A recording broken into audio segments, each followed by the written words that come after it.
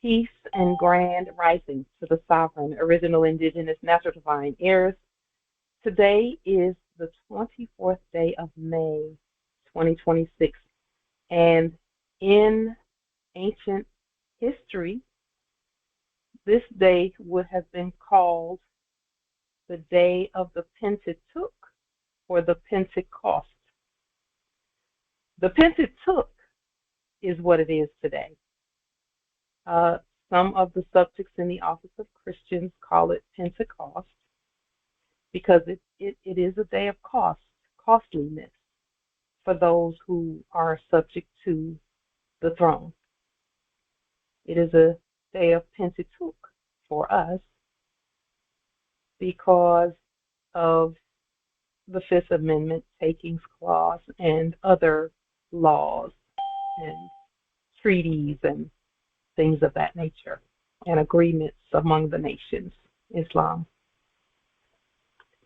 All rise and stand and remain standing into perpetuity and in alignment and according to the ancient Noahide laws as stated by this Holy Congress. This is a sovereign living ancient Article 3, Moorish American, Al-Moroccan Universal Court action. We are the divine sovereign living justices, and Aqquisitionne Pauline Ritchie, my free chosen sovereign appellation is like tajiri Bay.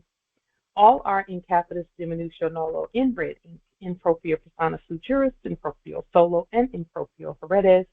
We are capit et corpus juris lex and capit et corpus juris legalis, which is our statement that we are the lawful and legal natural living head and body for our empire.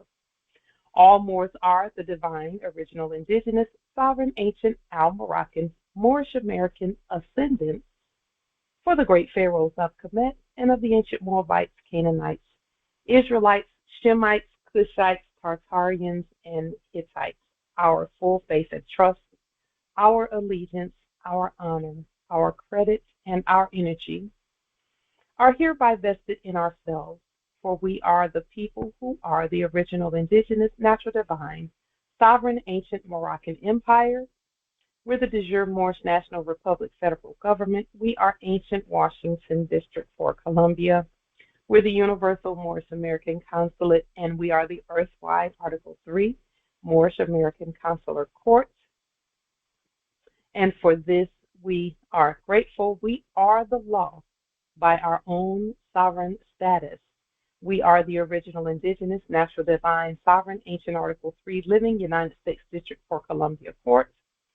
And we are the sovereign fiduciaries, original creditors, executors, divine ministers, possessors, grantors, and title trustors for all causes for action. We and our system are the trustees. We are peace. We are one nation, one state, one empire, and one God. We hereby recognize ourselves and accept our own sovereign divine ascension. We do possess in our custody all land, all natural resources, and all commerce. We, the true living God nation, are peace, peace, peace. We are the mother nation. We are the mother nation. We are the mother nation, and we are all eternal, ancient, original sovereign rights at this time and at all points in time, none so some. So one of the things that we will to state is that, and this is very, very recently, we recently gave permission in writing for the subjects to speak openly about Moors. Now, does that mean they're talking directly about or to us? No. It means they're talking about Moors. Why? Because at this point, they're not competent to speak to or about us directly. But we have given them permission to put in their script Moors. And we have shown proof that we have done that. We could show that to the Congress as well, briefly. We did send a script to this mailing location. Let's see, that mailing location to the subjects in the Office of Human Resources. And it was accepted and received as usual, as it should be, because that's not optional. And so we did give permission that they can start talking about Moors. They have always known who we are, and they are awakening to that very quickly. They were asleep also, some of them, not all, because the majority of them know exactly who we are. We actually put our identities in all of them in terms of letting them know that when we say certain things, you will know that it's us and not an imposter or a faker or an actor. And so what we have done is we put together just a few suggestions for the Moors to assist each one of us in knowing how to navigate this stage that we are at right now. So let us begin to share some of those suggestions. This is going to be very, very, very important, very important. And the reason it's very important is because we have stated that we are peace, we are at peace, and we're not doing the whole war thing. That war enactment is not where we are or what we're doing. So what we're going to do is place these suggestions on the screen so that you can see them, and we can discuss them briefly, because it's important that we navigate properly what's going on. Okay, because we see already that there is, and there are things being put on the record that could easily, not easily, if you don't know how to read and you don't know how to hear, you may misconstrue them as war actions, but that is not what's happening. Okay, so let's just take a look really quickly at the suggestions as you begin to see the subjects who were previously actors start talking about Moors. Our suggestion is this: do not try to correct the subjects, nor argue or debate them. What we're seeing is that when Moors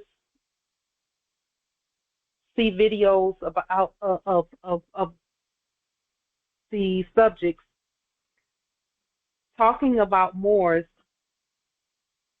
they feel that they have to say something or correct them, or get under their videos and get in the comments and start commenting about the truth. We would ask, because we cannot tell sovereigns what to do, we choose not to tell sovereigns what to do. Do not try to correct them. Allow those who need it, those subjects who need it, the time they need to fully remember. We put the memory in them, and they will use it because it is the law for them. The subjects in our highest offices, because we put some subjects in the office of, in our offices, will keep those beneath them in line. But here's the issue. To argue or debate with them may cause confusion or war among those who are choosing to argue and debate. So it's not going to cause war for me. It's not going to cause war for this Congress. It's going to cause war between those who continue to, after they have known not to argue with them, start arguing and debating them. Because we don't speak that way. We speak by affidavit, and we speak by our courts. That's why commenting under their, their videos and things, that's why that's not a good idea, because we speak by affidavit. And so we speak by court action as well. So with that being stated, the second suggestion we have is to stay focused on building and expanding the empire. Because those, listen to me please, those ones that are baiting the Moors that's a distraction. That's to distract you from claiming the properties and doing the things that we do. It's to stop you from doing that competently, because because now those things are starting to manifest in this dimension. And also there was a previous group of actors who were planning on, if we Moors did not stay focused on building, they were going to focus on distracting us while the others retake or reclaim things. And if they were to reclaim it without rebuttal, we would have been back to square one, which is never going to happen, because we're rebutting, we're staying on course, we're staying on point. We're not being distracted by the craziness out there. None of that stuff is working. Okay. So with that being stated, the third, well, I didn't put it here, but these two are the most important, really, is don't get distracted. Stay focused on building and expanding the empire. The third one is enjoy yourselves. There it is right there. Enjoy ourselves. That is what we must do. Okay. Are there any questions, comments, wisdom about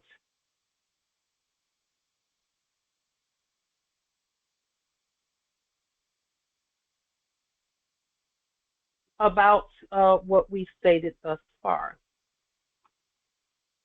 Islam? Islam, Empress.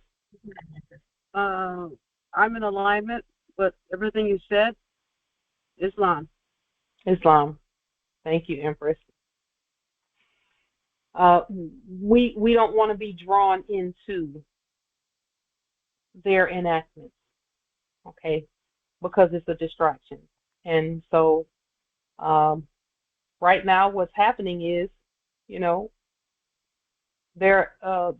the subject, the actors, the subjects who were actors, what they are doing right now is just seeing which way things are going. And as we continue doing what we're doing, they're backing off and sitting down.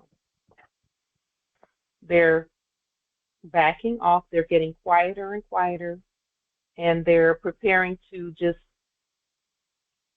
come and do what subjects do.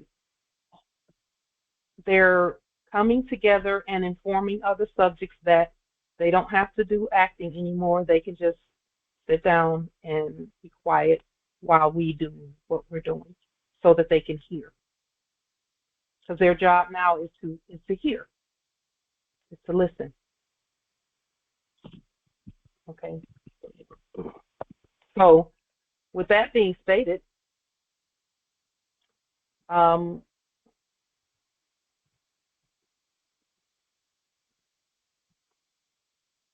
with regard to the actors that were previously acting as police, the only reason that they were acting that way is because the law for the land, we pretty much just stopped speaking about the law for the land, the supreme law for the land. So the law and fact that we're here and that we're speaking is being honored by the actors. All that is required is our system and each of us honoring the system that this Congress created. That's all we have to do is honor the system. All is in our favor. The nations are seeing the falling away of the actors and all that the actors were doing. Everyone can see that. As that enactment falls away, those ancients who agree to honor the system will prosper. I'll say it again. The ancients who agree to honor the system will prosper. That is why we continue to state and be and do our system. Okay?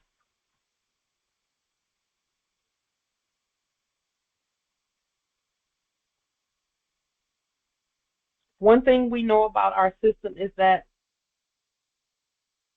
before the system that we created aligned with that of our ancestors, there was an enactment that was being enacted.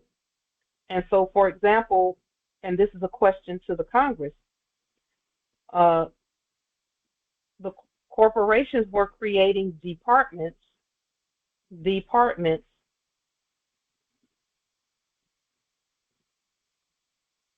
and each of those, all they did was look at what we were doing and they said, okay, let's create a department that does that. Not a ministry, but a department, corporation that does that. So, for example, the corporate government that enacted Department of Health and Human Services or Department of Children and Family Services or Child Protective Services, those were all quote unquote corporate replacements for what? Does anyone know what those corporate replacements were attempting to replace in their enactment? Does anyone know?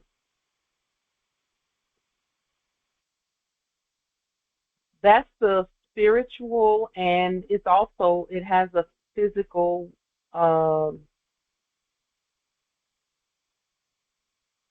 correctness to it. What they were trying to duplicate in as much as they could was something called orphanages.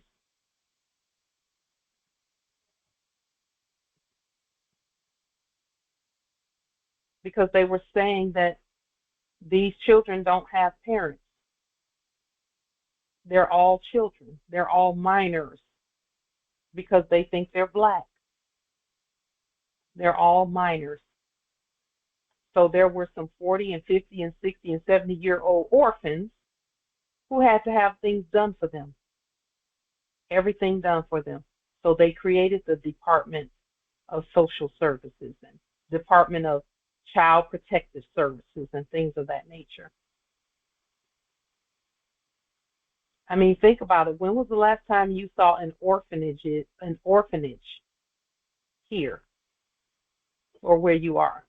When was the last time you saw an orphanage?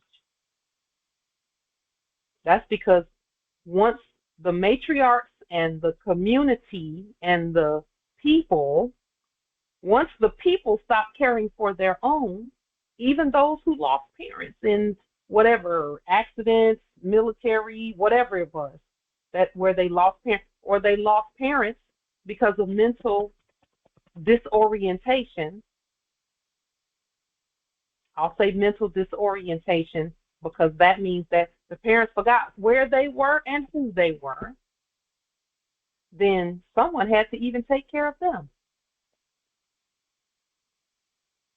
See, they had us sending in the enactment, not us, but because we never sent any, but they were sending debt notes over to other places like quote unquote Africa to take care of the widows and orphans.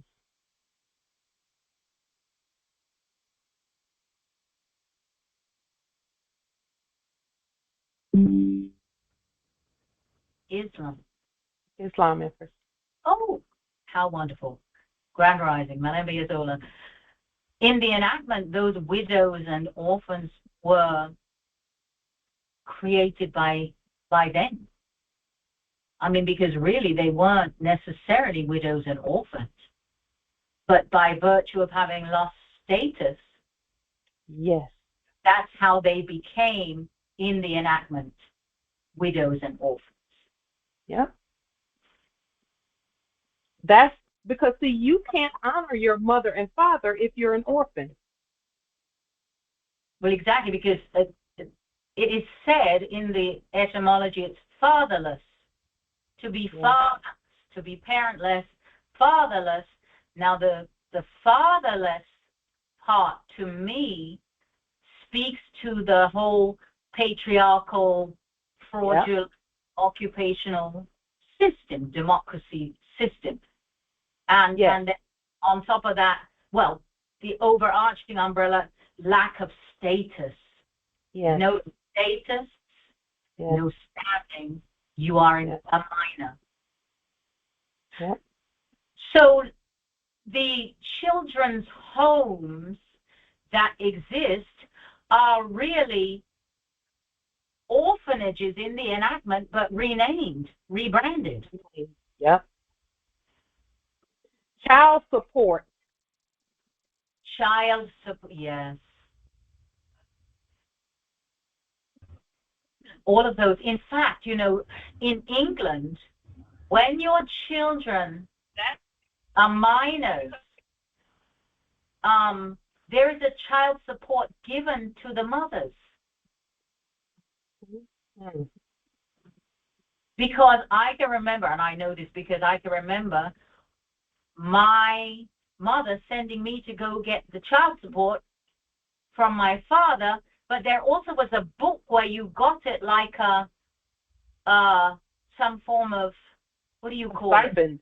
A stipend, exactly, a welfare thing, which had nothing to do with you being poor.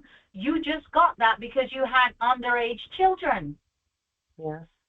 And that was the quote unquote state pretending to be the father of the children. There. And then at the same time, you have a system where if the father doesn't pay child support, they go take the father and put him in prison. Yes. It is. Yeah. Yes. Yeah. I mean, it makes me think about the musical Oliver. Is everyone aware or familiar with that musical Oliver, where the street urchins? Yeah. It's that same type of thing, but institutionalized and organized. Yeah. By the state. Islam, I yield. Quote unquote. Yes. They in inverted commas, enactment. Yes. What they were doing was telling the biological fathers that they are minors too. That if they're not going to take care of the children, then what good are they? They can just go be slaves in a jail. And when you look at that, it's still in the enactment because it's in that world, not the real world necessarily, because even child support, remember, the system was warring against the actual family. Yes. In some instances, social workers, well, not some, their purpose was to go and make sure there was no father in the house so that mother could get benefits, stipends. You know, and the mother would actually have to agree that there's no man in the house. Exactly. In order for the patriarchal system to flourish.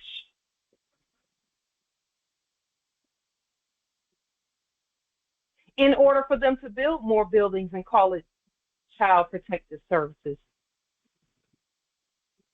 Mother had to abdicate her womb and the power and authority that comes with that. So it was still back to the matriarch and what she desired or what she knew or what she said or did. I affirm it. When you put it like that, because that's absolutely the truth. Yes. That is absolutely the truth. I know when I picked myself up and took myself off, there was no way my two sons were not coming with me. Yes. There was Yes. no matter what. Though there's, so it is true. The truth is not pretty necessarily, but it is the truth. And until we go there, we cannot fix, change, repair anything. Ultimately, it was up to the matriarch whether any of that took place. That's it. That's it. And the agents of the enacted state at the forefront were matriarchs. Yes. Matriarchs were there joking with the vaccines and whatever other things and going in and making sure there was no shaving cream or razor blades in the bathroom or that's I will to share something that happened during one of my first demonstrations that let me know that the switch already happened. If either one of us said we declare our nationality, we know who we are, automatically the switch happens that moment, immediately. So when the first time that I did a POW demonstration in December of 2017, December 10th, 2017, when as soon as the actors acted as if they were taking me in and putting me, in behind the bars, not even 24 hours later, my consort was at the house with my empress, and my empress was, she was 23 at the time, 22, 23 at the time. Two, quote unquote, child protective services workers, subjects, servants, came to the door, knocked on the door. My consort opens the door, and they say, "Are there any small children in the house?" So what they came to do was, if I had any small children, they were going to attempt to traffic the children. My consort said, "There are no small children in the house," and slammed the door, because he's from Chicago. He's from Mecca, and they don't have any respect for any of that stuff like that. And he slammed the door in their faces. "There are no small children in this house. We don't have any babies. We got grown-ups." So they had to leave. But they had to get me out this time. Not him, me. Because that's the switch right there. See, then they were going to say that he gave them permission to take the children because he understood their authority, quote unquote, which he did not. But that was one of the ways that I knew, okay, something has switched systemically. The system is different now. Because now they had to get the matriarch out of the home. And that didn't even work because we were busy speaking the law, and they couldn't even hold us then. We were there for 24 days, from December 10th to January 4th. And Brashasha, I thought about you because that's around your solar return, January 4th, 5th, somewhere around there. It is my actual solar return, the 4th, yes. That's the day that I set myself free. The first time. So I knew then that, okay, things have changed.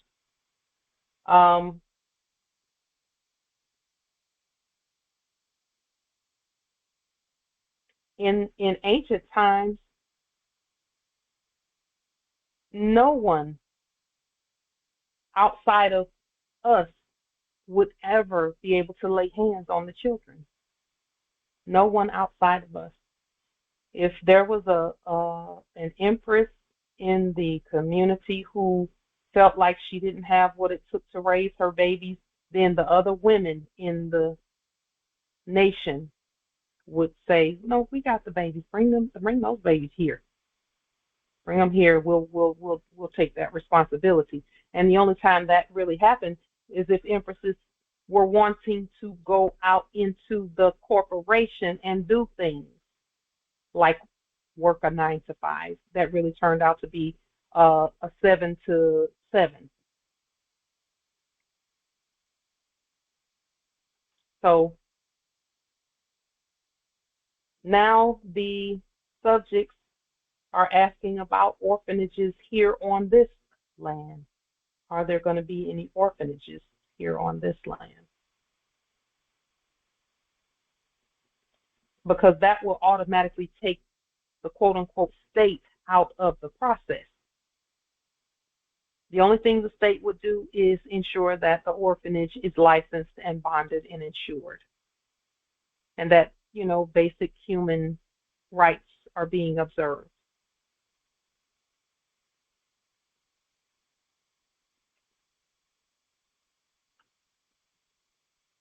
So all we have to do is continue doing what we're doing so that we return the original organizations among the people, because it was the people who took care of the children. Islam, I was about to say, it wouldn't be an orphanage, it would be Big Mama's house. It would be Big Mama having a big, huge domicile with all her babies that she took in and was taken care of. That's it. Don't need an orphanage. And that was even in the neighborhoods. Everybody went over to for our neighborhood. My mother was the Big Mama, and after certain events, everybody knew to just come over to our house because we're going to have some food. We're going to do, be playing cards, and we're going to be doing this, that, and the third, because my mother had so many of us. My mother had 9 children, and actually 10, but her firstborn, as is common in Egypt, the firstborn was taken. That's some erudition for a whole nother day. We'll talk about that at a different time, because a lot of that happened in our territories when, as more of the corporate stuff started sinking in, the firstborn started to be taken. Think among yourselves about how many firstborns in our families were taken. Story for another day. But at our territory, our house was the Big Mama's house, and my mother was Big Mama. So, and that is a ministry. It is, absolutely, yes, it is. That's partially why my mother has a park named in her honor at Montgomery, Alabama.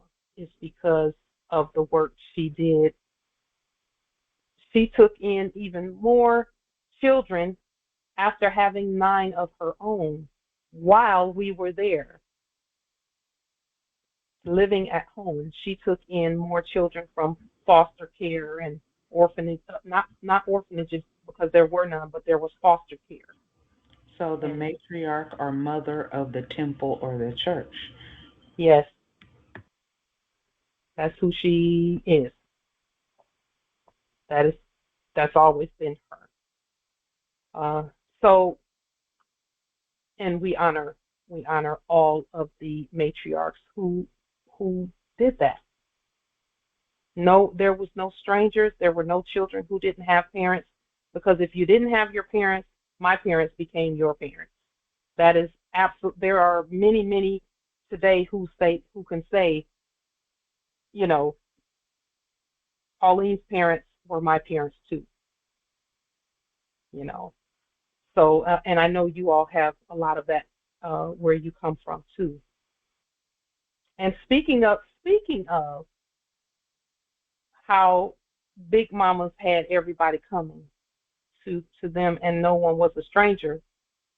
There was a time when whoever came to this land got the same treatment. There was a time for that where anyone who came here had the same rights as the heirs here, except the heirs had to know that we were the inheritors, though. Okay? So government was modeled, true government was modeled after Big Mama's house. True government was modeled that way. Why am I saying that? I'm saying that because we're still doing the same thing today. There was a time when whoever came here could group up and create together and be accepted in the system to include the education, and I'm saying education and not erudition for a reason. Education, government, religious, commerce, arts and entertainment, media, and quote unquote families would come here, and they could group up and form a group to get resources. And that model was gained from Big Mama's house.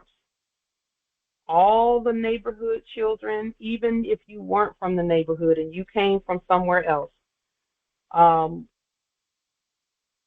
if you didn't have food, you could go to Big Mama's house. People would even direct people to Big Mama's house. For us, we grew up in church. My father was a bishop in a Christian church because that's what we were taught. And people would come to church and talk about how they didn't have family and things during testimony service. And no sooner than the benediction was given, and the benediction is statements that churches make at the end when church service is over, is finished.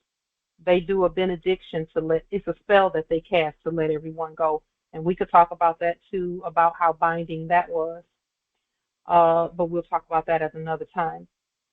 They would, as soon as they would say the benediction, my mother would be over to whoever it was that said they didn't have mother and father, they didn't know what family was like, or, now that they're on their own, they don't really get out very much. She would be over to them, inviting them over immediately inviting them over and saying, hey, we're going to eat. Let us take you out to eat, or we're going to the house and I cooked. Let me, come on over and come by. And we met thousands of people that way in Montgomery, thousands of people that way. So the nations were modeled after Big Mama's house. And I know that the ancestors put us specifically in those positions to see that, so that we would know how to govern. And so now what we have done, Moors, Congress, we've created a system so that any of the other nations can come here, and when they align with our system,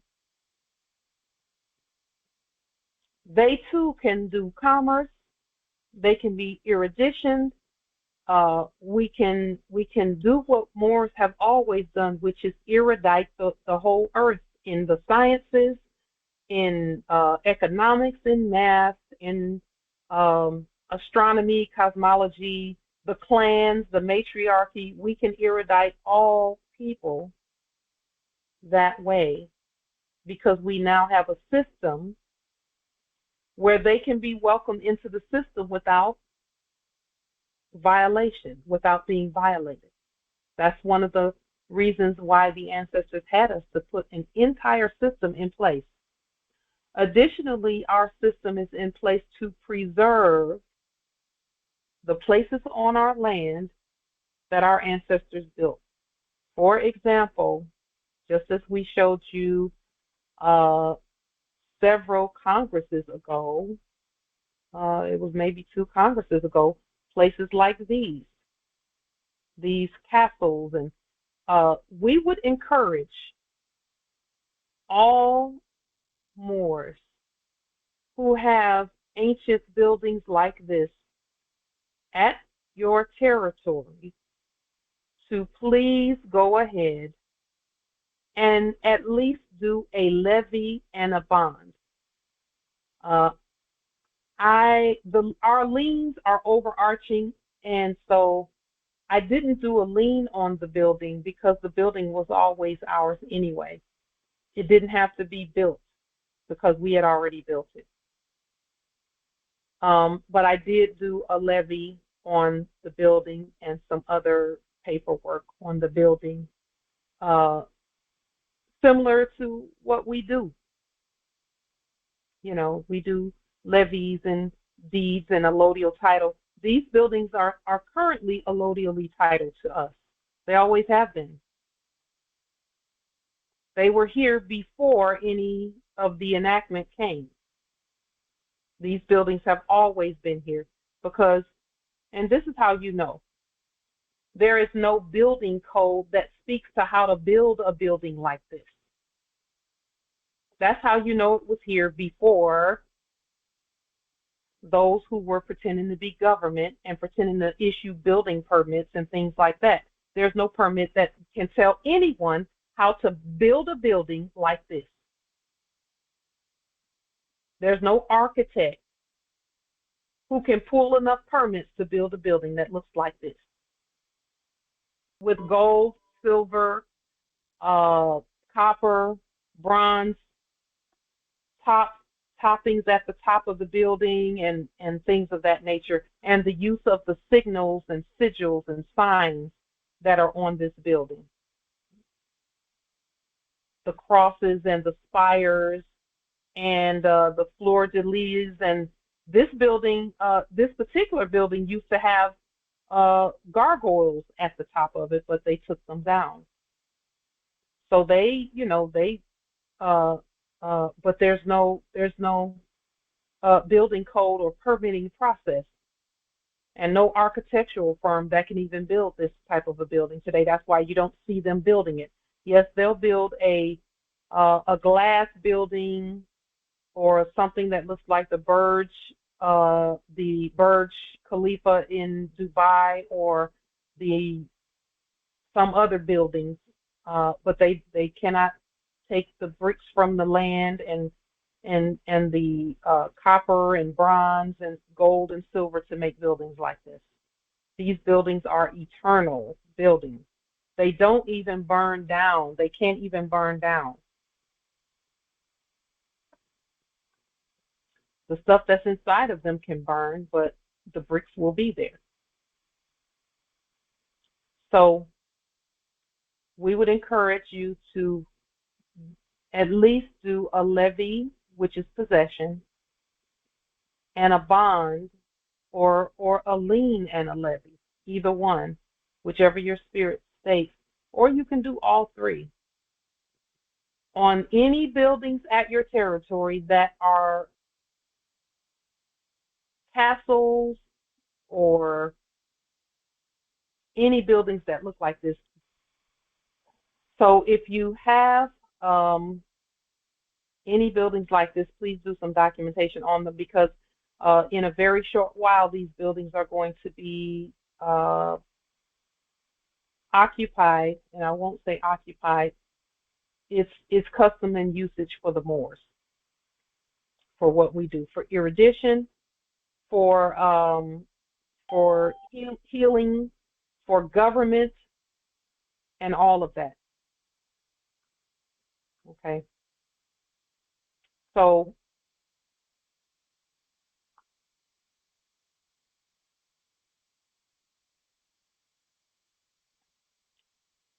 Now,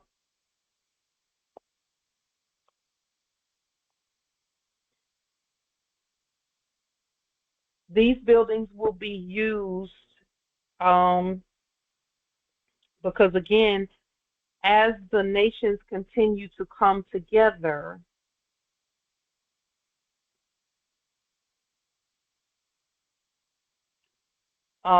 we can they will know where to find us in the older buildings, the ancient buildings, and structures as we continue to do what we're doing. These will also be healing centers where the babies are brought onto this plane and all of that. Yes, Chief Justice C. Petit L says in the chat, Detroit has mansions, castles, forts, and cathedrals everywhere. Every territory has those everywhere.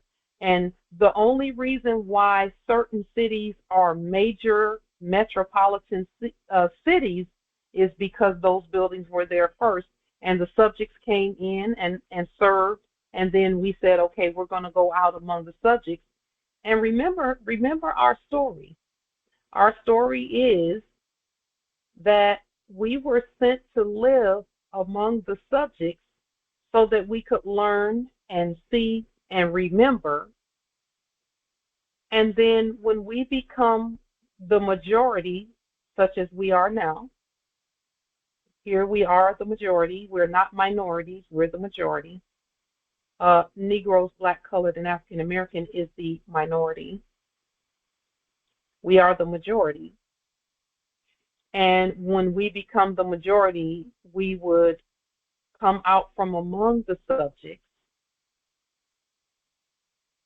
And that's in the Bibliotheliotech as well, where we were to be treated the same way that the subjects and servants were treated until we become the majority in our own minds, each one of us. Each one of us. Because, as you know, there are some Moors who are still minority-minded.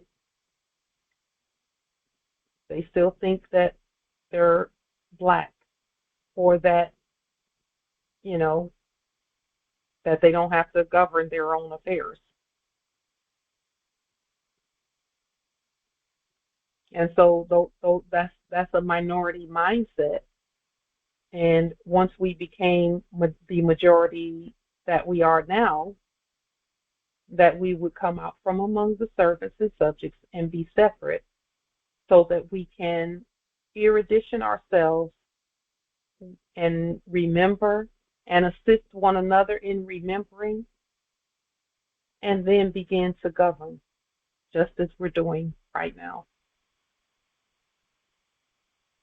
So we were not to stay among the servants and the subjects, and we were not to take pride in being, you know, subjects in the office of police, and subjects in the office of military, and subjects in the office of doctors and lawyers, and, you know, all of that, subjects in the office of bankers and all of that. We you know, when the appointed time came, and it came, it was time for us to rise above, because those mansions and castles and forts and cathedrals that Chief Justice C. Petit L is talking about are still there waiting for us. And this is not a one-day thing. This is when I'm 80 or 90 years old, many, many, many years from now.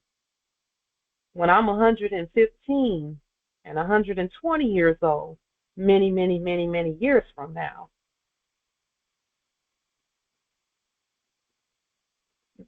It's going to be, and again, fortunately for me, we don't have to wait that long, because we've already put things, the foundation in place. But my great, great, great grandchildren will be known as the nobility, just as yours will be. There will be no question in anyone's mind about about who our children are and who our grandchildren and great-grandchildren are. They're not going to question them at all. It's going to be very clear to them, to everyone, earth-wide, the same way that it was 600 years ago, 700 years ago, 1,000, 2,000, 6,000, 10,000, 20,000 years ago. Islam nobility. Yeah, Islam. This is Captain L. Yes, I wanted to, is it this thing you're saying about putting a lien levy? I have some property here, old castle-like, and I did the real estate, the access thing some while back. And then I took the property and I claimed it, and I sent a letter to the Allegheny County Sheriff, right?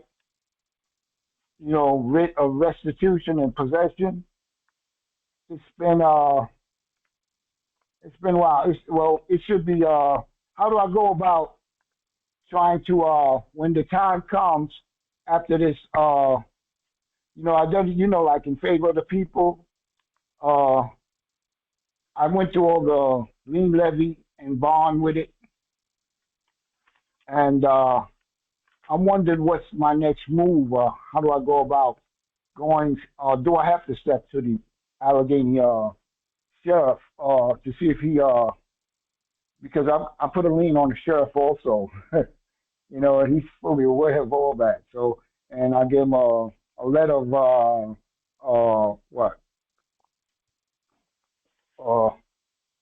you know, recognition and all that of my status and all that. He's fully aware of all that. But I was wondering, would you know what would be my next step after? Because it was been like April 2004 that I put a lien on it, and the excess taxes. It's like a temple like, and I'm wondering what's my next move because I have the lien levy and the bond on it, and I already sent. Yeah. So there are still some things that you are not. There are still some very important principles that you have not yet quite mastered. And I'll allow the Congress to point that out. Congress, you heard what he said. What is the one principle that he is missing that he must know before he takes another move? Islam, language, your speech and how you speak about the subjects, to know their subjects that are acting in the office. Yeah, you have to know that that's not a sheriff, and you can't call him a sheriff. Not on this platform, not at home in your sleep talking to the pillow. You can't call him, you can't give them any titles. He's not a sheriff. And if you call him that, he's going to get mad because he knows he's not a sheriff either. And if you call him that, he's going to attempt to play you. If he thinks that you don't know that he's not a sheriff, he's going to play you. He's going to attempt to do that. Yeah, I agree. You know, you see, I understand. I'm just trying to explain without looking at the actual affidavit. But this is how the affidavit goes. It's a United States Supreme Court. Well, hold on, nobility, before you start reading paragraphs and stuff like that. The point is that what comes out of your mouth at all times must match what's on the paper. If it doesn't match what's on the paper at all times, then you probably need to just wait a minute until you can get it to match. At all times. See, and I'm gonna lean on you a little bit, Justice Captain, because I know you know better. You even came to Congress and called them a sheriff. That's That's one of this is the place where you know not to do that. You know we're going to get on you about that. You know we're going to point that out and say that's a weakness that has to be strengthened. So no matter what, listen to me, no matter what you read, no matter what you sent out, your word can either affirm what you sent out or strike it down. Every word, not just in Congress, because some people know how to say it in Congress, and then when they get in front of them subjects, they don't know how to do it. But they will learn. You must do the same, because what you say, what comes out naturally, because see, that came out of your mouth really naturally, Justice Capone, that you thought he was a sheriff. That came out so natural that if you were in a situation where you were nervous, or you were, or the energy was high and people were doing whatever, that's going to come out again. What is naturally going to come out. But they're all actors. I mean, they're acting as sheriff. Until you call him one. Then he's going to actually be one. For you, not us.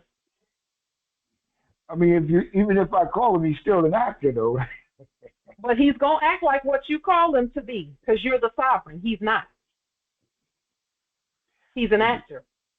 That's why he's called an actor. But they're still acting. You can say that all you want to, but if you call him a sheriff, he gonna start trying to get on your behind about stuff and tell you what to do and run you out and act like your paperwork don't mean nothing because of what came out of your mouth. I get you, because they do assume. Yes, I get you. You're right. That's Justice Capone. That's the only reason you have a question now about what your next step is. That's the only reason you have a question now. Because if you knew he was an actor, you wouldn't even have to question what to do next. I don't have questions about what to do next. It's just a matter of, okay, how do I do this? Okay, I write it out first. I know that. But I don't have questions about what to do next. Why? Because I already know ain't nobody doing it until we do it. He's not sheriffing. He's acting. You're the sheriff. You have to say that all the time, Justice Capone. And when you get that knowing down in your spirit, Justice Capone, you are going to be unstoppable. Unstoppable, and you won't have a question about what to do next. Because you're already going to know that he's not a sheriff, so he ain't blocking nothing, he ain't stopping nothing, he ain't doing nothing but acting. So how do I get past actors? Be the truth. Be that. And then look at the next steps. Look at what the actors would have done if they had gotten to where you are. But that knowing, Justice Capone, has to be even more natural than you calling him a sheriff. That was programming that had you call him a sheriff here today. It was programming because it was so natural. You were just thinking about the issue. You were just thinking, what do I do next? And you just said he's a sheriff. Yeah, well, actually, yeah, you're right. Yeah, actually, I'm doing so much right now. I'm at the stove and I'm cooking and I'm running. And you can't do that. What I'm saying. You can't do that and forget that there's a pot on the stove. You can't do that, or you'll burn the food and then the house will catch on fire. So don't do that. You're right. Now, let me say this, Justice Capone. You're doing all the right things in terms of documentation. You're supposed to let them know. It's supposed to be due process and all of that. But don't cut down your own work by what comes out of your mouth naturally. Unless what comes out of your mouth naturally is meant to come out of your mouth naturally. I know you didn't mean that. I know you didn't mean that he was a sheriff because you know better. But it came out so naturally. Yeah, you got it. You actually just have to keep being the living record. So you're going to continuously state. You have to do the living record technique on your own self. You got to reprogram. You got to deprogram and reprogram yourself. But this in the land. thing here, yeah, I get what you're saying. But this thing here, like dealing with the sheriff, is like dealing with someone in like a subject and not really in a CO type of level. And that's my problem. It's like I'm going to have to talk with him then, you know. You actually don't have to talk with him, because talking with him means that he has some sway in the matter, and he doesn't. He's Right. going to get pissed at you if you keep trying to talk to him about something he ain't got no control over. He doesn't have control over anything. Well, he They don't. know So that. how do I get the property? How do I get the property if it's a Fifth Amendment taking, and it's all? I went through all the processes, and I'm waiting for. It should be emptied according to my instructions by Okay. now. So you're doing a Fifth Amendment taking. Did you know Fifth Amendment takings are based on you knowing that that's not a sheriff?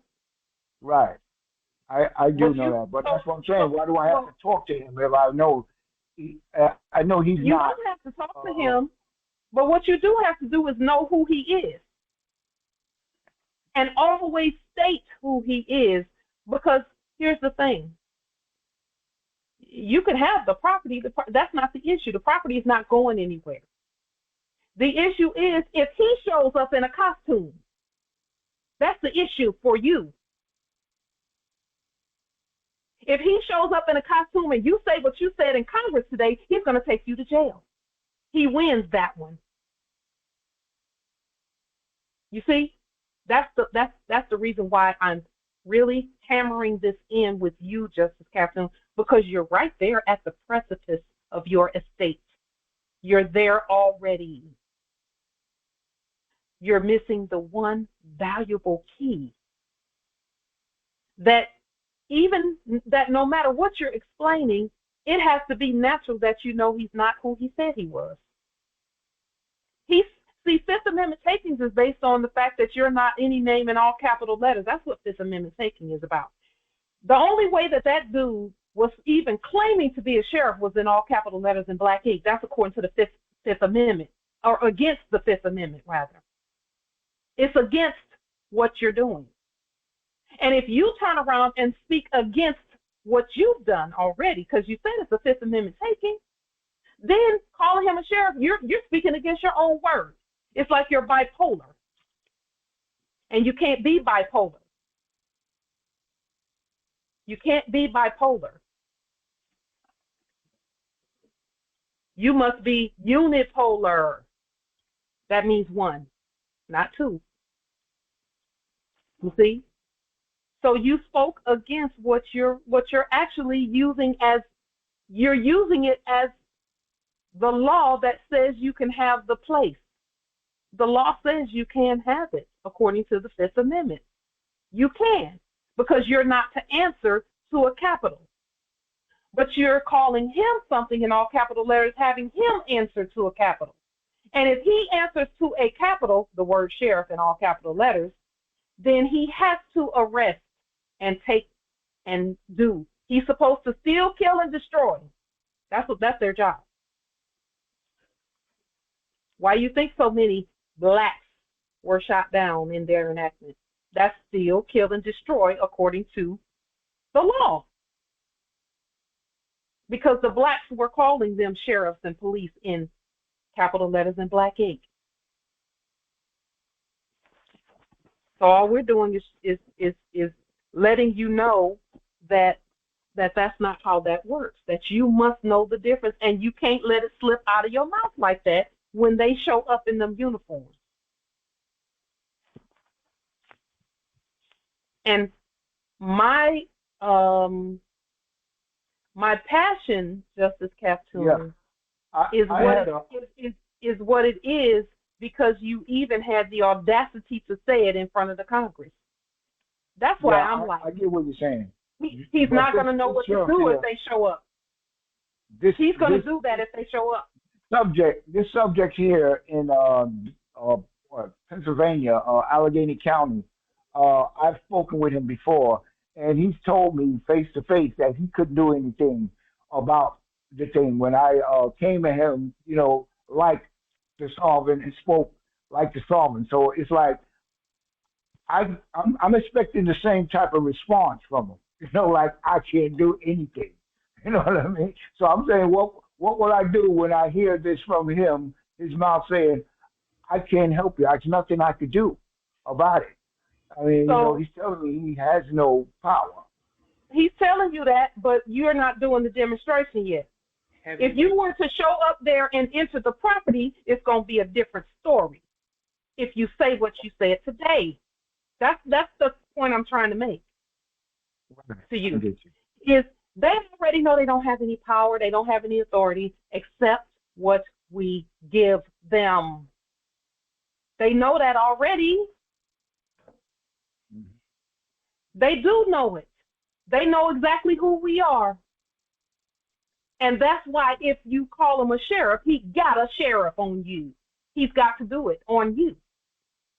Not me, you.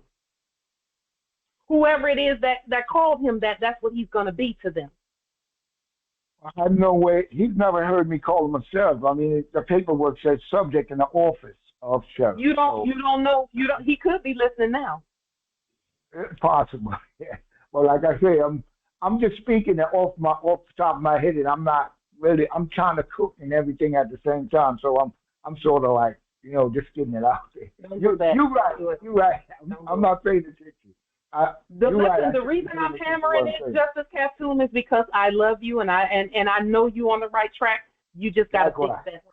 Just that one thing. Just fix that one, and you got it. Islam. Justice Captoon, you're very powerful. We know the works that you've done. Get that one thing right there fixed, and then listen to the Spirit and let the Spirit lead you on when to go and what to do and all of that. Because the Spirit is going to say, just like the Spirit always has, okay, now go over there and do this and this and this. Make sure you notify, and then go there.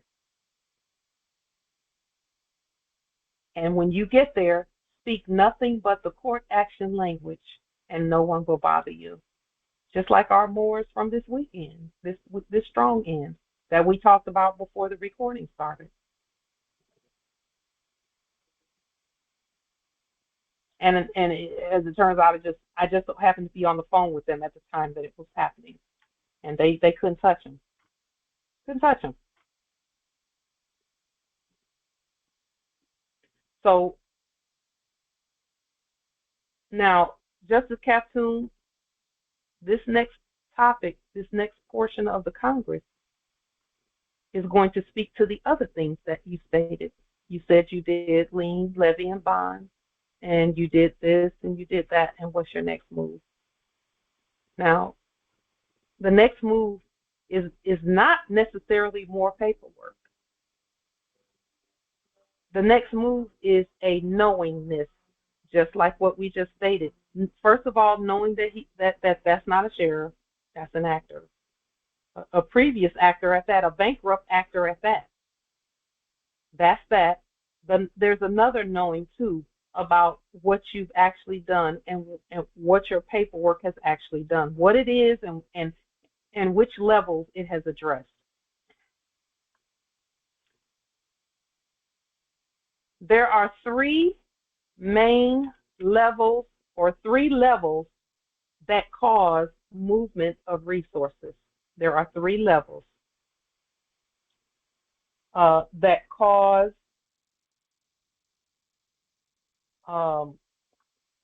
movement of resources. And when I say movement of resources, that means the resources are back on the land and the Moors are in possession. The first level of action is the judicial level.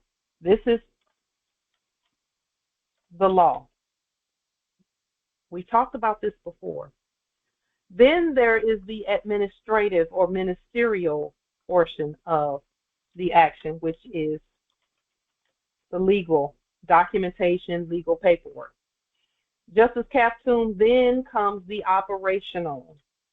The operational is the physical process for possession.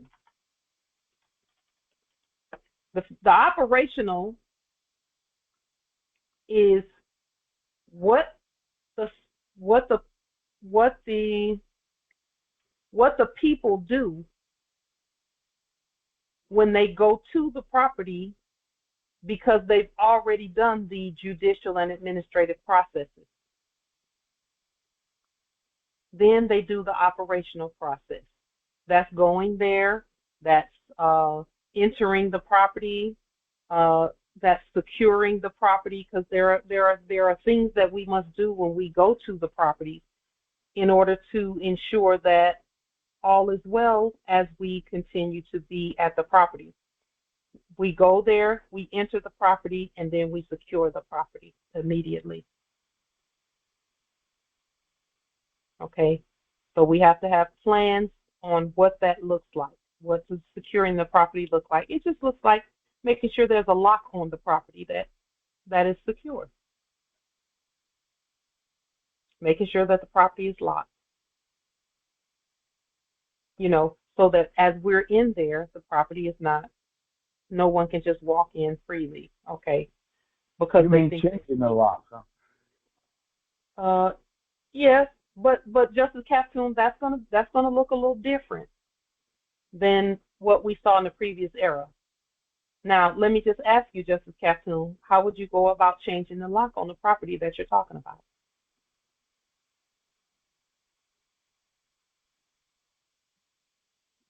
Well, first I would speak to the subject in the office of sheriff about changing the locks, and Why? to go about that because the property should be vacant, and I should be able to obtain it or to possess it or be able to enter it at the time, being that the time is expired for it to be vacant.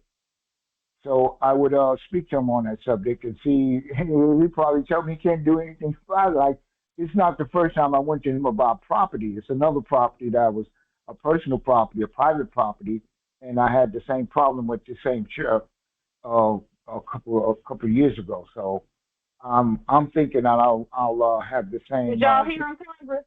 Did y'all hear him? Did you hear him just now? Is Okay. Okay, I just want to make sure it's not just my ears hearing that. Okay. That's why he won't move. That's why things are not progressing any further. He's done lots of great work. He's gotten to a particular point, but you can't go past that point because even the system says you must demonstrate at the level of your overstanding.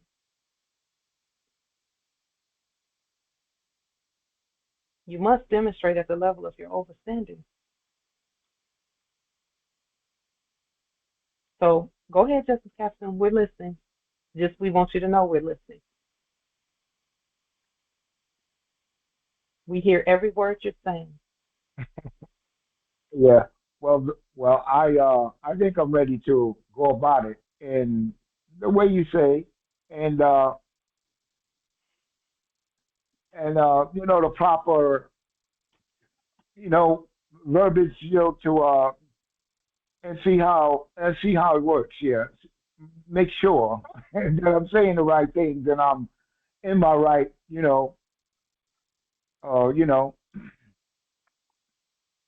I'm in my right state and everything. So that's not a problem. The thing is, I'm expecting the same response. This will be a demonstration, and I will. One. Yeah, you probably get the same. You probably get the same one too, because you're expecting it. Yeah. But yeah, I don't want to tell you. I can be his. I mean, he trembles, so it's going to be the same thing. He's just going to be nervous about it and not have anything to say except walk away from it. Because he doesn't have any power over it. He's not telling me where to go or to talk to anyone above him either. Not until you call him a sheriff one more time. Nah, that ain't the case. Okay. I can get a past the calling him a sheriff. I'm pretty sure. I know for a fact that he's a subject and but he's still wearing a uniform and he have a badge and a gun. Barney did too. And this is a so-called municipality where they claim to be more interested in the municipality than anything else, and it's like some type of hold they have on it, and they don't seem to respond to anything but the municipality here. They don't seem to care about. They don't seem to care about law. They don't seem to respond to Constitution or none of this here. They're not going to until you get that part right. They're not going to do it because see, it's not just our demonstrations are not just what we say and do. It's what we know, because this whole matrix is about all of that being in alignment. There can't be war within us. See, the war is if you say one thing and you do something different, or you write one thing and you say something different. That's war. That's confusion. And subjects they listen, with confusion, they know what to do with that. It's war. They know how to war. He's just nervous because he's hoping you say the right words, just like Justice Malik put in the chat. Right words is jurisdiction. You see? And Justice Captoon, it might not sound important to you to say the right words at all times right now, but it will. That principle is going to embody you, because that's just like you telling someone your appellation 30 times, and every time they call you, every time they see you, they say, "Hey, demonic," or "Hey, dog," and you say that's not my appellation. My appellation is Chief Justice Captoon. And they say, "Oh, you know what I mean." And they do that 30 times. After a while, you're gonna stop talking to them, or you're gonna punch them in the mouth. You probably gonna. We hope that you would just step back from them and give them a chance to hear, because they obviously there's something going on with their hearing. You keep calling him something that's not him. Yeah, well, but there's other problems. Say for instance, the domicile that I domicile at, right? It's owned by my fiance. Everything's in her name. There's nothing in my name. So most of the things I sent out, I don't get back because they don't recognize me as being a resident here. They refuse to see it as I domicile here, and they refuse to let any mail come to this address. Can you explain that to me? Why is that? Why is it that way? Sure. When it comes to these subjects. Because you've not properly stated the address on the public record. Oh, I have properly stated the postal code. Yeah, not the address, and that I'm a resident. But they still seem to ignore or try to play like, if I'm not a resident, I don't exist here. Okay, let me ask you something. First, because we're going to clarify just a couple of principles, and they're important principles. First of all, can a sovereign be a resident? No. Okay, so what are you saying? What's coming out of your mouth? That's number one. Just think about it. I'm saying that they insist on assuming, that there's nothing but residents live here on this land. Because it's a municipality.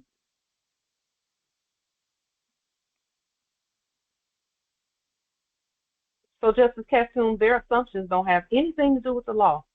Number two, right. We have already stated. Have you read the fiduciary affidavit that we placed on the public record? Right. Mm-hmm. Okay. Do you understand it? Oh, yes. Okay. So let me tell you why mail comes here, both in my sovereign appellation, like this. Can you see that on the screen, Justice Captain? Uh-huh. Yes. You see how it's written properly and everything? Mm-hmm. And even now, look. Now, do you see when I send things out, I send it out properly also? Right. and it still comes back. Mm-hmm. But then, let me show you this too, though. Also, things like this come right here. Yeah. When I was at a hotel. Okay, wait a minute.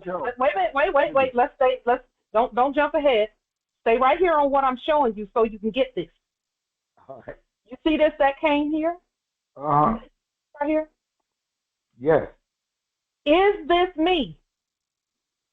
It appears that's not you, but that's a piece of paper. Yeah, with your yeah.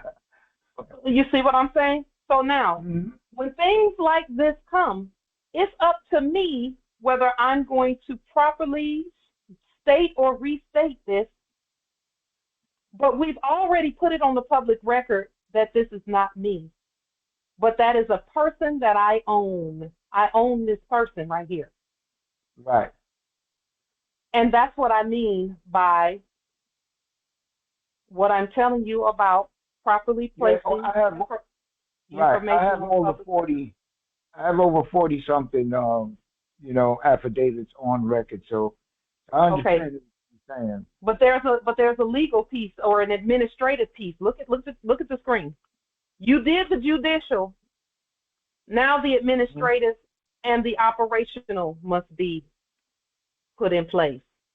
The administrative is restating any forms that say, for example, a change of address form it needs to be restated by you.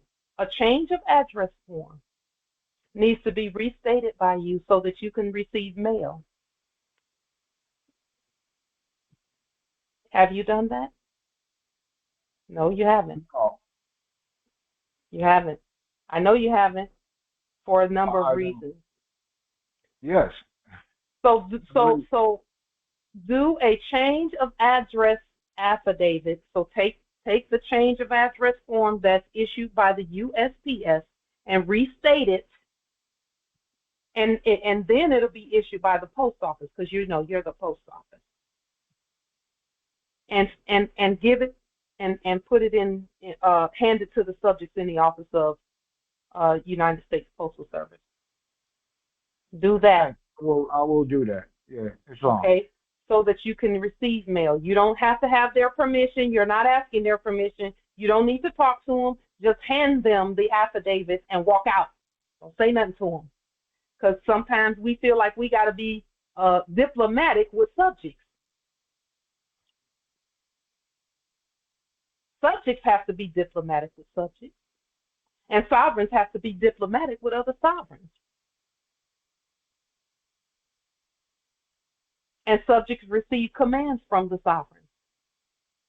They receive mandamus from the sovereign. That's why this stuff can come. Even if I tell them that my name is Mickey Mouse, they'll start sending stuff that say Mickey Mouse here. If I say my name is God the Messiah, mail will start coming for God the Messiah. But it's because I honor our systems, Justice Captoon, and I already know that they're not the post office. I am. We are. You are. We all are, because we're the sovereigns. We said it. We agreed to that on the public record. And then every time something comes out of my mouth, it's coming out the right way. And if it don't come out the right way that first time, I always correct it. I say, wait, not that, this. Because I know how powerful my word is. That's why things can come and I'm not scared of them. Because at one point, I wouldn't even accept anything that came in that other name.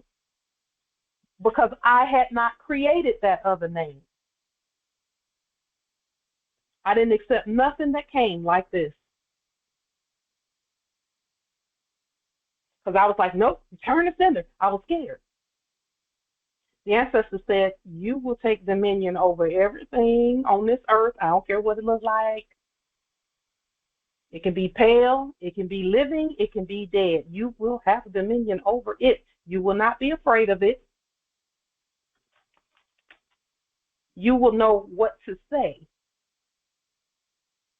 to have dominion over it. Everything we do it by court action.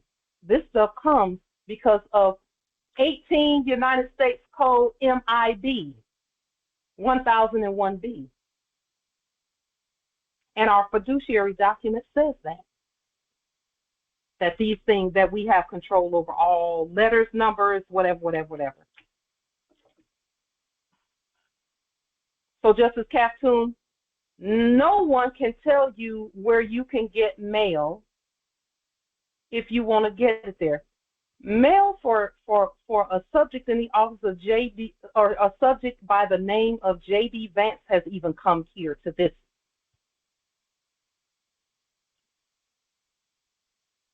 I thought it was funny because it was a joke. It was a joke. Someone was playing a joke. But Justice Captoon, you're the Lord over all letters and numbers and all of that. And I'll say this, I don't mean anything negative towards your consort. But if your consort has not declared her nationality, she can't even say what mail comes there. And I'm not trying to disrespect her, because I do respect her. I don't know her, but I respect her. Yeah, because I know she's connected to you. But you know what I'm saying?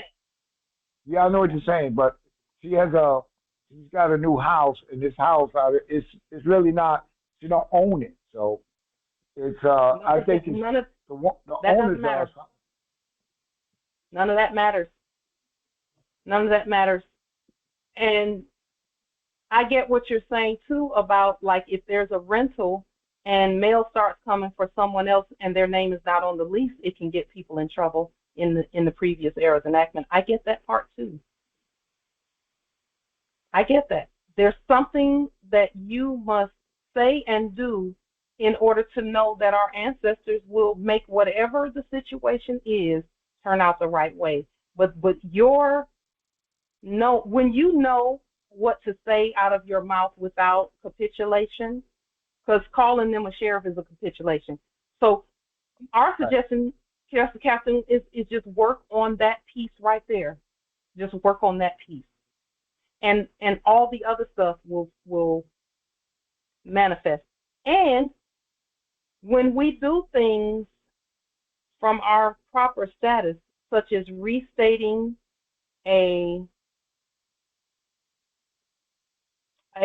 change of address form to restate it and make it an affidavit, you're not telling. Listen to me, Justice Captoon. Justice Captoon, we would suggest that you do 2 change of address affidavits, or do 1. But when you do that change of address affidavit, the first address for the record is going to be the one that is properly stated. Okay, it's going to be the one where you spell everything out like we did here. Your status as the fiduciary is there and all of that. That's the first change of address that you'll do. Then the second one can be this one, but what you're going to do is, when you sign both change of address affidavits, when you sign them, or autograph them rather, you're going to autograph them with all rights perfected, 18 United States Code 1001B. And what that says is that things that come here with this, that look like this, is actually you doing a court action, saying that you're going to receive this stuff so that you can use whatever benefits you will to use and abolish all others. That's what 18 United States Code 1001B says about legal fiction. About legal fiction. Yeah, thanks. Yeah. I'm definitely going to do that. I appreciate that. I needed that. The conversation is definitely where my mind at. Yeah, I just know that you're doing some powerful demonstrations, and that there are just some small hairs that need to be split in your overstanding. There's just, right now, all you're doing is you got the big things done. It's the fine little details that you're ironing out in what you're doing. You're not afraid to go and speak to subjects. You're not afraid of any of that. That is major to me. That's major. Now it's just when you get to them how to do court action language only when you speak to them so that you can accomplish what you set out to accomplish. That's all. You're already there. Just Captain, you're just so bold. He's not afraid. He's not afraid of anybody. Some of the demonstrations he's done, I'm like, that brother is bold. And they don't bother him either. No. You know? So it's all good. Justice Captain, thank you for sharing that. Yes. Thank you for the information. I needed that. Thank you. Yeah. I will do that. We needed your information too. It was necessary. Not needed, necessary. So so these are the three levels that cause movement of resources. Judicial, the lawful, and this actually should be in red. This is our courts speaking. This is in blue. And listen, operational can even be in obsidian. I wouldn't call this black, I would call it obsidian. We can call it black too and just spell black BLAQ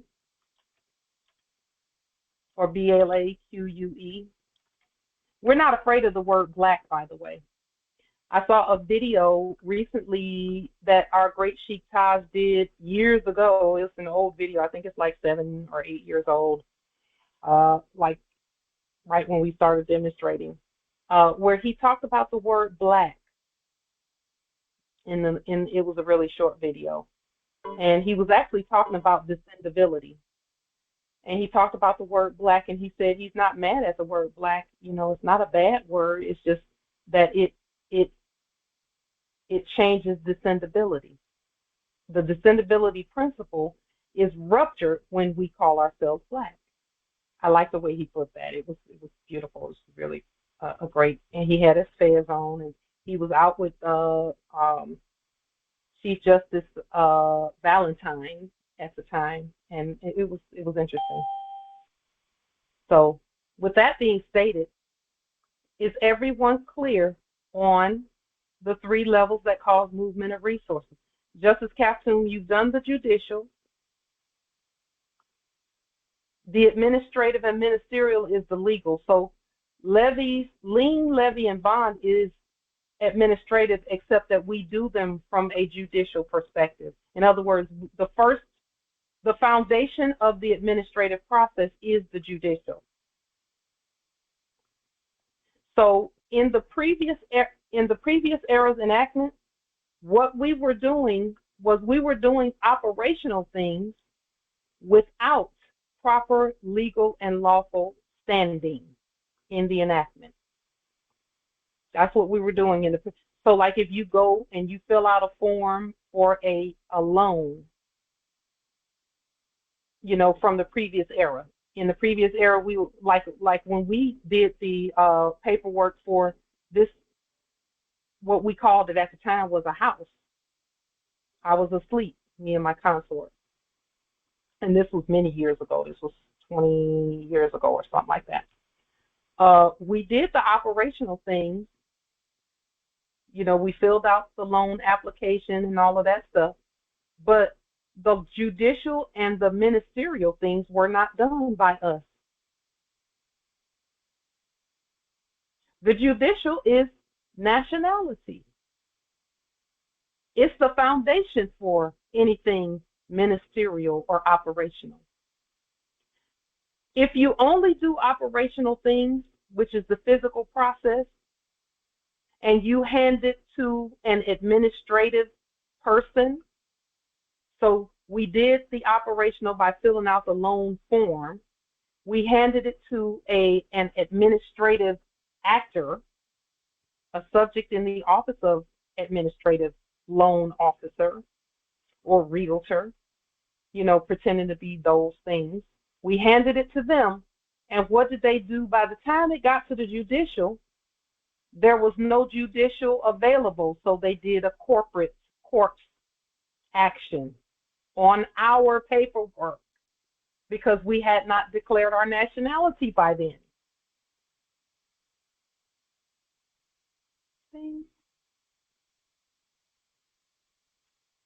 And that is the basis for things like eviction enactments and things like that. Is first they start with eviction actions start with the operational. Those enactments start with operational things. They send paperwork saying you haven't paid this, you haven't paid that. Well, that's operational. Ultimately, in order for them to even do anything about eviction, they have to do everything here first, then here, then it will go to this thing, then it will go to this enactment. It'll be an enactment. It was an enactment for them. First, they'll send things operationally saying that this amount is due. You know, anything that has to do with fiat is operational.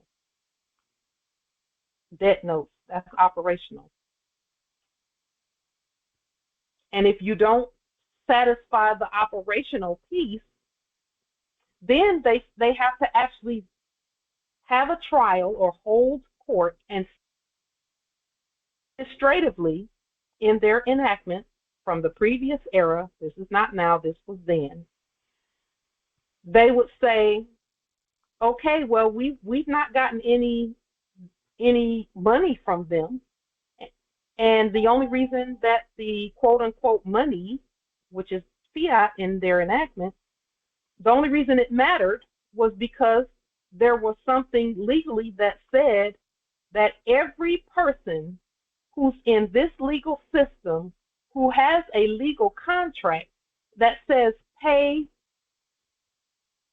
those notes that say this note is acceptable for all debts, public and private, whatever it says on there. I forgot what it says there. Let me see. I got a copy of one right here. It says this note is legal tender for all debts, public and private. And because that wasn't done, then it has to be determined in the ministerial portion whether the contract is a public contract or a private contract. And it doesn't matter if the contract came from their side, from the side of debtors. It's a debt contract already. So the administrative and ministerial enactments don't take long. All it is a matter of, okay, this is a legal thing. What do we do once we've told them legally that they have to get out? You tell them legally they have to get out, quote unquote. And again, this is an enactment that then the judicial comes in and a sheriff and a court and a county, and because the only part of that that's legal, that's judicial in its appearance, because it's not really judicial, is that the county and the sheriff, quote unquote, because that's not who that is, they're actors, comes and says we have an order to put you out. And that's how all the processes, all of them have these three characteristics in their enactment. So what we did was created our own system, and here's where we are now. We're at operational now because we've already put the judicial, we put the administrative, and we put the we put that already on the record. And now operational, we're at operational. Operational justice capsule is physical possession. Okay. You want to know what to do next? You must be well grounded and founded in the judicial first, which is proper identification of the parties. Are we clear on that? That has to be first. Because if you're doing everything by judicial action first, then you had to have known who's the real everything, right? Mm-hmm. That's Yeah, that's right. where I'm at now. The physical, the operational, and You are. I may be a little nervous about going, but I'm glad I had this Okay. conversation because it clears up a lot of things for me. I appreciate that. Yes, That's Islam. where I'm at, and Islam. I'm very confident of what I'm doing, and yeah, Okay. You appreciate know, it. we can't tell sovereigns what to do, but what we would say is, and this is very simple. I thought about this the other day. For everyone who has, if you know and you're willing to admit that you're still saying, giving out titles, this is what we would suggest, highly suggest that you do. That you get a piece of paper and you handwrite 100 times, I will not give titles unto mankind. That's Job, the 32nd chapter, verse 21, 22, 23, somewhere in there. Write this out 100 times on a piece of paper for every time you open your mouth and say and make that mistake of giving them titles. You have to write it out 100 times on a piece of paper. I will not do that. Or you can put it in the positive and say, y'all might think this is elementary, but it's gonna save folks from being drugged off to places they had no intention of going. Or you could put, I am all offices at all times, no pro.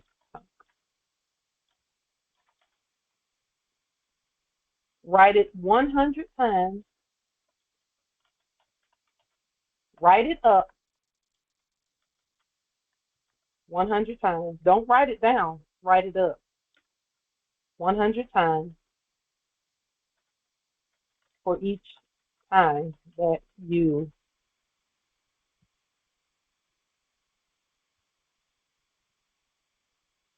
undo your title. So that's really what you're doing. That's going to take you back to the judicial. It's going to take you right back to the foundation of everything you're doing, so that by the time you get here to administrative and ministerial, you have all your titles intact and you know already that you're the judge and you're this and you're that, okay? And then and that no one has any offices over you, so that by the time you get here, which is where we all are now, that if costumed actors show up, and most of the time they're not going to, because they know just like we know. But if they do, then all you got to do is think back to what you wrote and say that. I am all offices at all times, non pro tunc. And you could literally state that to them, ask them their name, and say, I am all offices at all times, non pro tunc. You don't have any offices. I am all of them. And when they start talking about, well, but blah, blah, blah, blah, blah, I have this badge right here, blah, blah, blah. What is your name? I am all offices at all times, non pro tunc. That means that what's coming out of your mouth matches the paperwork. We've had to do this already. We've already been through this many times. We've had to do this already. That's what the possession part is, Justice Captoon, is going to the places, taking possession of the places, and then doing court actions on anything that attempts to stand in your way. And they're not gonna be standing in the way. All you have to do is, what is your name? Listen, everyone that comes to my door, because we have, especially with what's going on now, no matter how many times they've been there, I'm doing court actions on them every time they come to the door, and they don't even realize that that's really what's happening because we're very subtle. They say the serpent was subtle, and he, did this and that. I'm not saying I'm a serpent. I'm saying that that's a wise thing to do. Be wise as a serpent and harmless as a dove. That's in the Bible. And so we just, hey, what was your name? Okay. Well, I just wanted to make sure that you understand that blah, blah, blah, blah, blah, blah, blah, blah. You get that, don't you? Oh, okay, no problem. Come on in. Now you have my authority and my permission to come in. As long as we get that cleared up. Sometimes subjects come and they're selling things like pest control and things like that. What is your name? Do you understand that I've already told you twice that we have pest control? Do you understand that? Okay. And guess what they do? They almost literally do an about face. You know what an about face is? An about face is when you turn around in a military stance and you turn around and you walk away. That's something your commander gets you to do when they no longer will wish to speak with you. You're dismissed, and they do an about face and they go. It's a military action, military term. We're at peace, though. So, are there any questions, comments, wisdom? I'm telling you, repetition, living record technique, it works. That's why the ancestors had us to go 7, 8, 9 years doing court actions. For 9 years, we've been to court.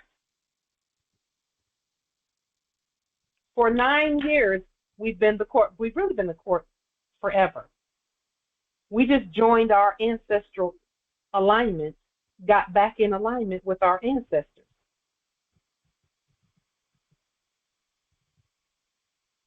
And every time we open our mouths, all rise and sing, all rise and sing. This is or what is your name? Start asking questions.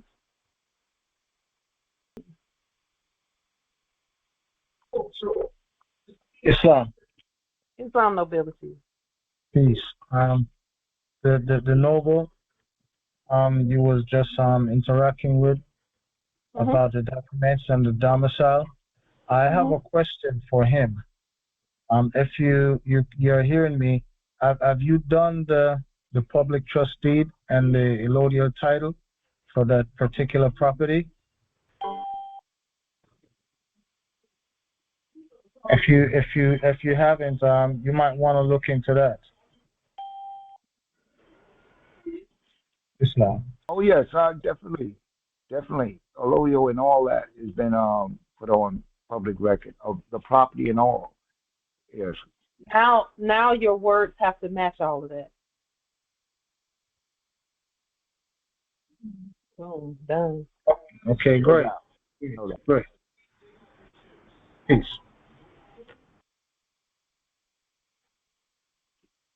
I've had many, not many, but multiple Moors say to me, like I did a lien, levy, and bond. I declared my nationality. I put all these documents on the public record, and they still evicted me. And I say, well, who evicted you? Well, the sheriff came to my door, and the police came, and the landlord said this and this and this, and I'm like, ah.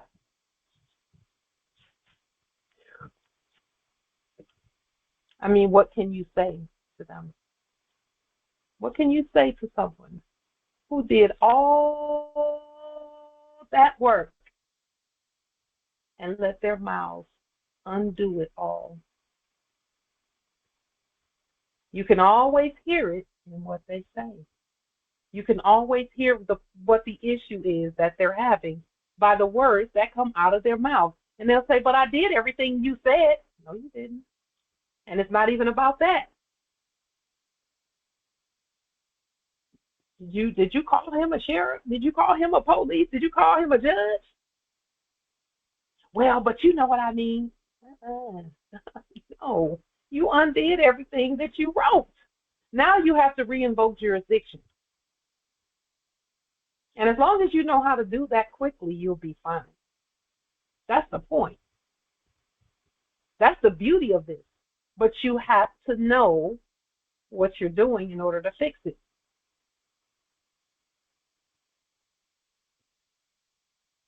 I know a couple that they hadn't paid a fiat mortgage in 3-4 years. Nobody came to put them out because they were doing, little processes as they learned to do them. They would do a little process here and do a little process there. But when it came time to do the operational things,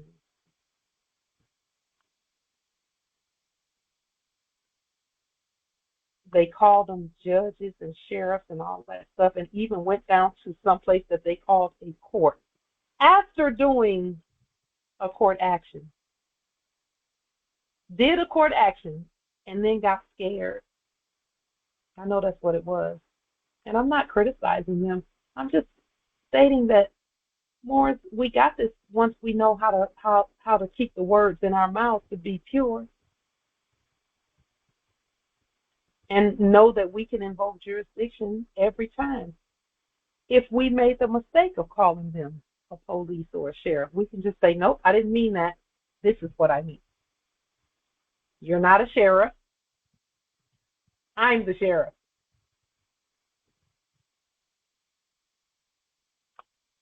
You're a subject who previously used to act as a sheriff, but that time is over.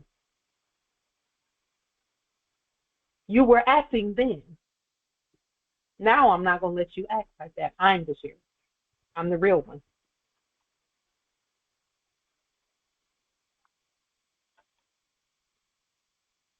That's the law. That's the law.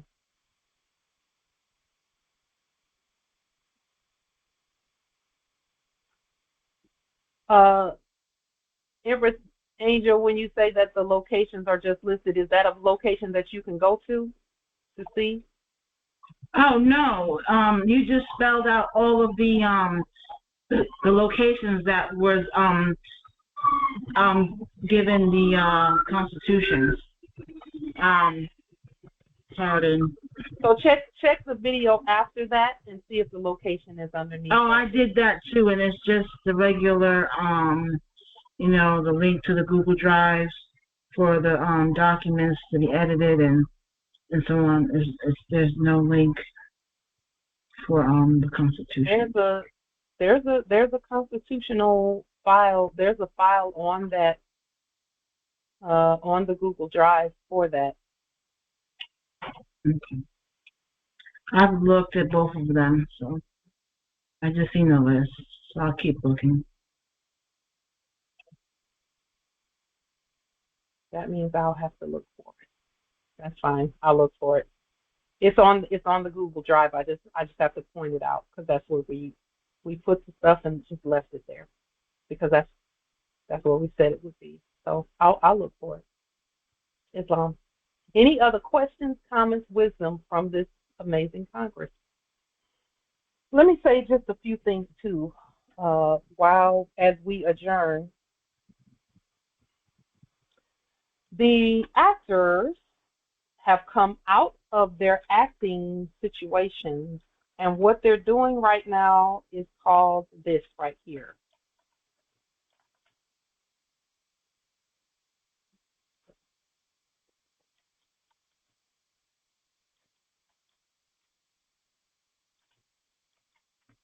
It's called Rededicate 250.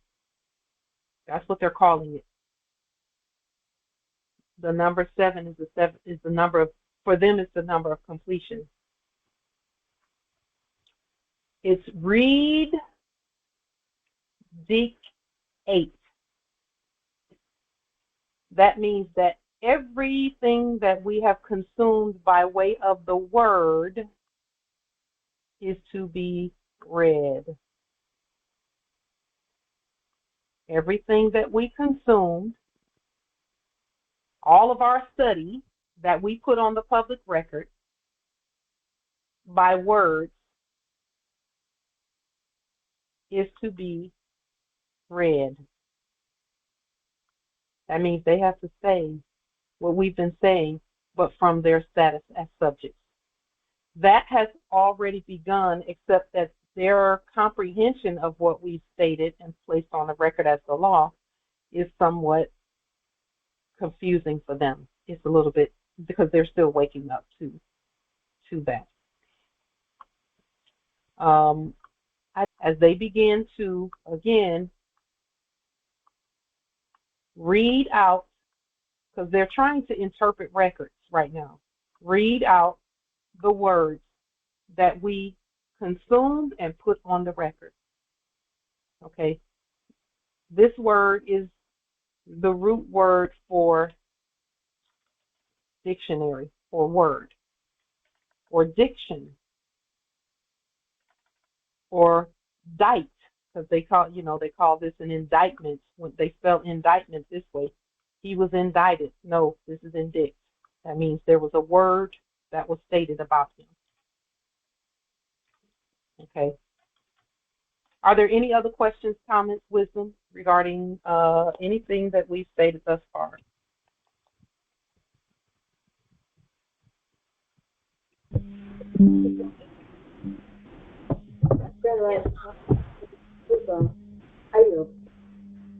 Islam? Islam. So, Congress, yes. So someone asked me this strong, what kind of Moors are we? And I said, we're mature Moors, right? We're mature Moors. And yes. At this time, as we are aware of those who are waking and subjects coming in alignment with the law, it's through that point of view where we can see the maturity of this time, right? And that is not only that we are the law and the court and the word, but also that there's the emotional agreement or cognizance that goes with that. And I affirm that as I see it rising in the Moors, in all the Moors of Islam. Islam, indeed. Indeed. Also, the subjects are saying that they're giving America back to God. That's what this Rededicate 250 is about as well, in terms of our great rising. That's what the ceremony is about, is giving America back to God.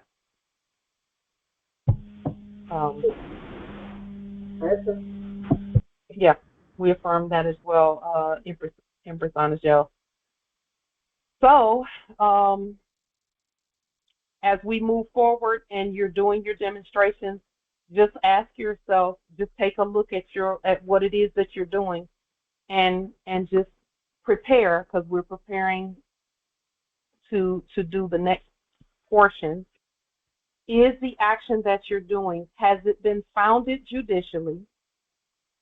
Have you done the administrative, and is it now time for operational things to be done? Okay. Is the action judicial, administrative, or operational? Make sure that all three of those bases are covered, or at least the judicial and administrative is covered before you move to operational. Okay? Judicial is the things we do in red. Okay? Administrative is the things that we've done in red, we put them in blue and make it so that it's coming from a nationalized logo or seal, nationalized seal of a court, a county court at that, a national, because property justice caption is a county issue. It's not city, state, thing like that. It's county first. The county is the land, the state is the administrative, and the federal is the judicial. The federal is like the high court, like the Supreme Court, except this, for us, it's supreme law for the land court. Okay, so make sure that you have that you know the difference and that you're doing these three things. Okay. With that being stated, peace and grand rising to the sovereign, original, indigenous, natural, divine heirs, Islam, and welcome to possession. Peace and grand rising. Yes, Islam. Peace and grand rising. Peace and grand rising today. Love you, Lord. It's a glorious Rising. Let's do this. Islam. Peace and grand rising. Islam. Grand rising, Empress. No flow for the state. Energy. Islam. Indeed. I love you. Thank you. I love you too. Peace and grand rising to all. Islam. Islam. Love you, Justice Cartoon. Peace and love. Islam. Likewise. Islam.